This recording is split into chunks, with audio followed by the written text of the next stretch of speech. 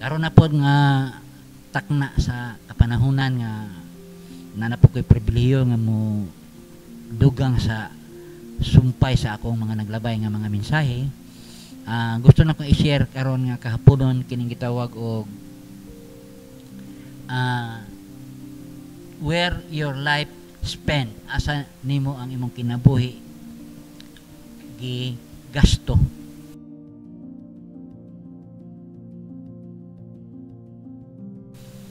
Nganong kini ang nahimong last nga ako nga mensahe kay sa akong paniid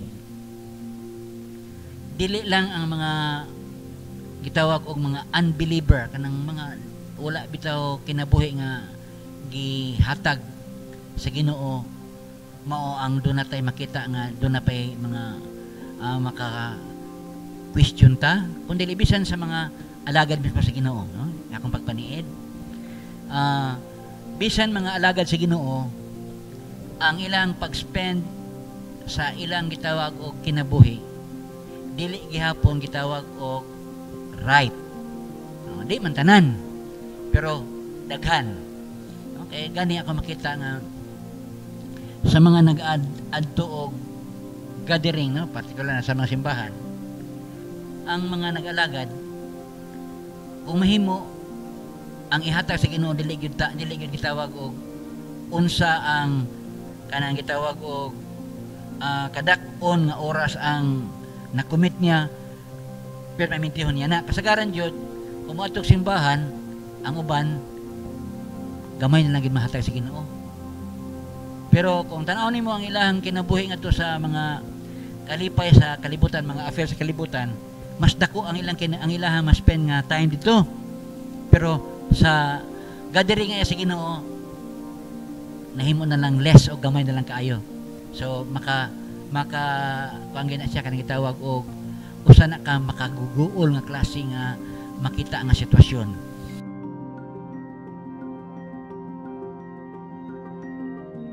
So kung adtong iba sinis panahon ni Christ, si Christ kay ang iyang gitawag og life nga gipakita nga sa public 3.5 years man lang gito siya nga kung ano noon at the age of 12 si Christ na makita na siya sa eksena nga na siya iyang panahon sa Ginoo ito na ato sa templo pero ang katog yung makita nga nagi siya sa gitawag og edad at the time ang iyang private life iyang yung gi-spend ang majority or almost all ngadto sa iyang amahan ug hangtod sa natapos iyang misyon.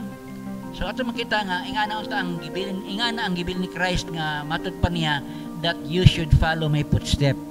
Nagpasabot nga kadtong iyang gikinabuhi kaniadto mo punta ang gikinabuhi. Ang sa Biblia sa Matthew chapter 24 sa naghingapod na ang nadawag og pila ka bersikulo ang sayo niya.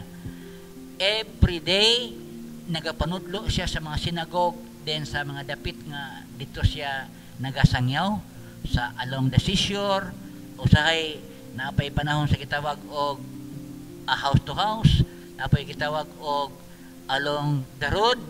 So kuan siya diha kanang gitawag og ang iyang time dili niya giwest ba sa gitawag walay hinungdan dito gid sa kuan sa buluhaton sa buluhaton sa iyang amahan.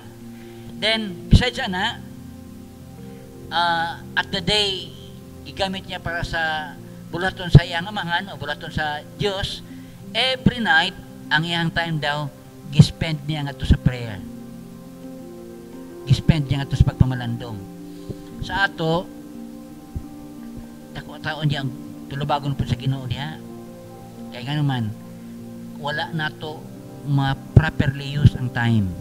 Dapat ato gini siyang ma-check karon nga ang atong time dili unta ma-waste ngadto sa mga usakuan pa nga mga nonsense pa nga kuan nga mga affair.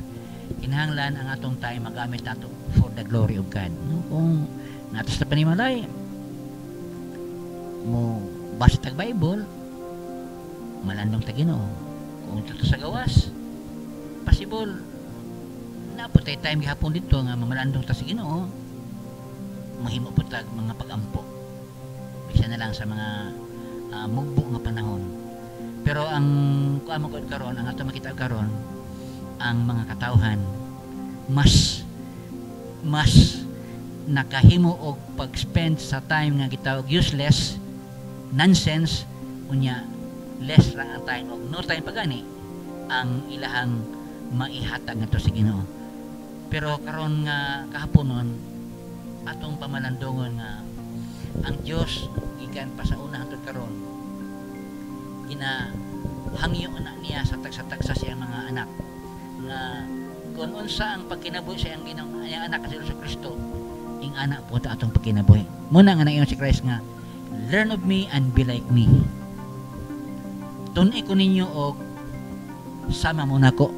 So sa may atong kupyahon ang iyang gitawag og pagpugi point dili ang iyang mga performance ang gibina na.